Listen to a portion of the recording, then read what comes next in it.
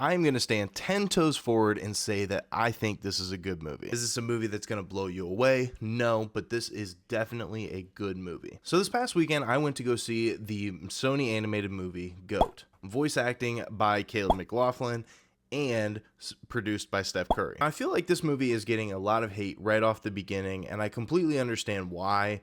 However, I'm going to combat that because I actually really enjoyed this movie. My name is Austin here from Fiction and Flicks, and I'm going to be doing a deep dive into this movie and everything that I did enjoy about it and some of the things that I didn't enjoy about it. So starting off, the animation in this movie is absolutely top tier. It is incredible. I really enjoyed this movie in terms of the animation. Every single dribble that they had, every single move that they made, every single, everything that they had, they put their own tweak of animation on it, and I personally really enjoyed that. It seemed like a perfect balance between live action and the true full animation style, and I thought it worked really well for a movie like this. The animation style in this movie reminds you a lot of like Puss in Boots: The Last Wish, where it is going to be kind of that half live action, half animation feel, but they take it to all new levels. And personally, I love that. As somebody that Puss in Boots: The Last Wish is my favorite animated movie of all time, the actual animation style is very, very similar. Next, I wanted to go ahead and say that the villain in this movie is awesome. So the main villain in this movie is a horse by the name of Maine, and he is a big basketball guy that is trying to be the face of the league.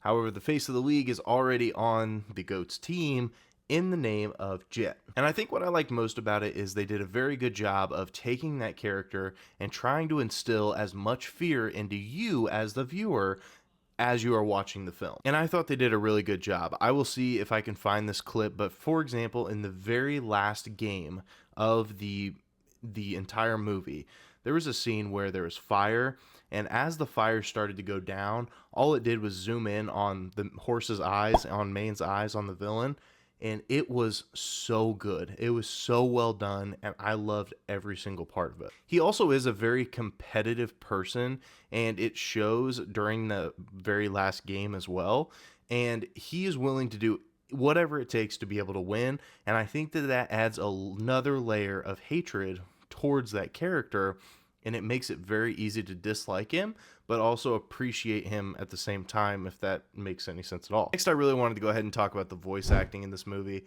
because Caleb McLaughlin in this movie was awesome. Most famously, Caleb McLaughlin is obviously Lucas from Stranger Things, and what I really appreciated most is that in those movies, he was like a very reserved option for Stranger Things. He was probably the fourth or fifth option on screen most of the time. And in season 5, for example, we didn't really see that man talk at all outside of the scene where he's with Max, the laundry room of the hospital.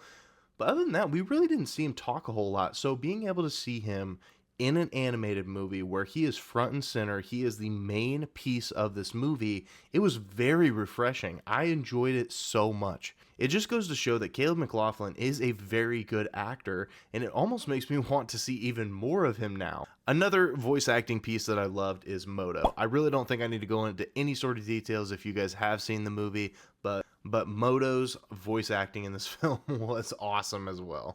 Another thing that I really enjoyed about this movie is I feel like personally the storylines and the plot lines, they just worked for me.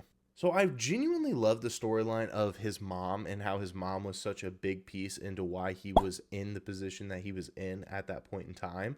I loved that aspect of it because it gave the character a motive. It gave the character a drive. Obviously, this kid wanted to go and be a big basketball name, but knowing that his mom had promised him that he was going to be a big shot and that he was going to change the game, that meant so much more. It also really helped with the fact that even though she did pass away, we saw the cafe in this movie multiple times, and we thought it was just some sort of a hangout spot for him. It didn't really hold any sort of weight. However, we do find out about halfway through that his mom used to actually work there, and so wrapping all that up together at the end of it all, it was just such a great message that they were trying to send. Another plot line that I really did like is the fact that Jet was on the back half of her prime, And so she wasn't nearly as good as she once was, and it was time for her to kind of pass the torch. They made a joke about it multiple times throughout the movie, but it's okay not to be the best all the time from the time you start until the time you finish, as long as the result is the same. And I thought that that was very powerful. I mean, it was very well written, it was very well directed, and you could definitely see that message being played out on screen. But I also do feel like the fact that she was kind of upset that she was having to pass the torch on to our main character, the goat. I felt like that added a lot of tension towards especially towards the latter half of the movie, where we were able to see the ending that we really wanted because of that tension that was there. So this movie, is it made for kids? Absolutely. However, I do feel like if you're going to make a good kids movie, you have to make it directed towards adults as well as kids.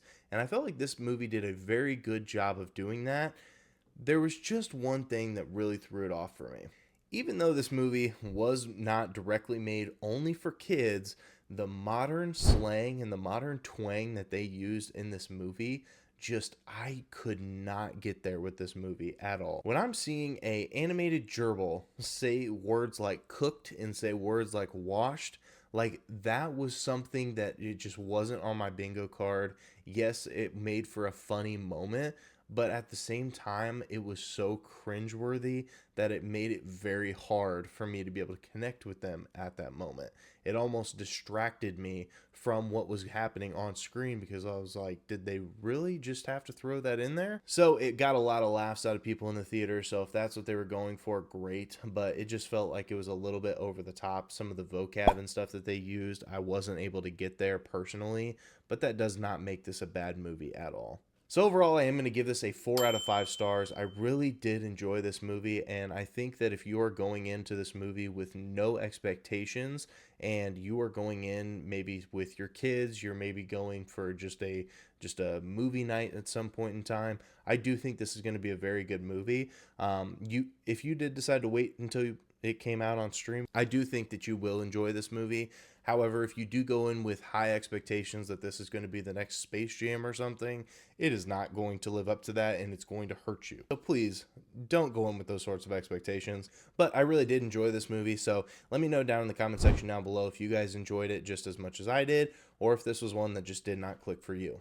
Obviously, movies are subjective, so feel free to let me know what your thoughts were down below. If you guys did enjoy this review, feel free to check out my Wuthering Heights review, where I didn't quite have as positive of a, a review.